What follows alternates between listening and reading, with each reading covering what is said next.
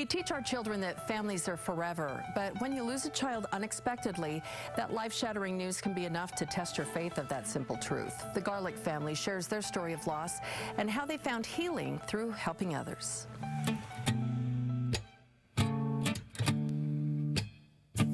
Jossie has this vivacious, extremely large personality. Whenever she was in the room, you knew it.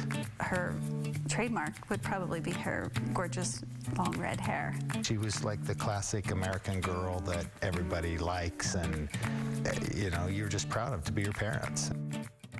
It was March 22nd, 2008. It was a beautiful spring day. It's what we skiers call a bluebird day. She left with her friends, and she just turned to me and said, "Bye, Dad, you know, I'll see you at lunchtime." And she turned to me and said, "Okay, love ya." You have those moments as a mom that trigger your mother heart. And I had that feeling, it's Jossie. Something's wrong. Jossie should be here.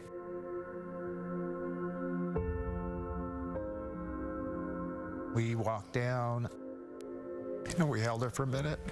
That was it. It's just such a shock to your system to try to understand, and your brain is trying to function and understand, what do I do? You question everything. You question, well, why did this happen? We do have faith that we'll see Jossie again. Absolutely. But every day is another day that I don't have her with me. You know, you have to learn to function without Jossie and live again and find joy and peace and love. I was able to channel my energies into this colony of living after facing, you know, a tragedy of death. And this is where the bees build out this comb, and you come up with this just beautiful, pure beeswax. And so it just became, hey, let's make some lip balm out of this. We'll make some, we'll put some labels on it, we'll call it Jiggy Stick.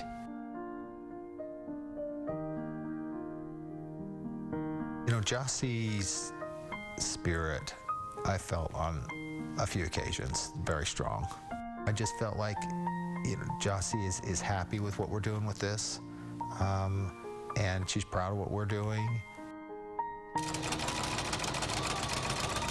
And I love to quilt and photography and things like that. But after we lost Jossie, it was really hard for me to balance that creative side of me again. It was Dean who said, maybe the reason that you quilt is not for you, but for other people. I went up to her room and I very bravely pulled out a pair of jeans, and I took them down to my craft room and I started to cut them apart. And I cried, and I soon turned them into a quilt for her best friend, Lindsay. I did a couple more. I did some for her sisters, and I did one for Dean of her ski clothes.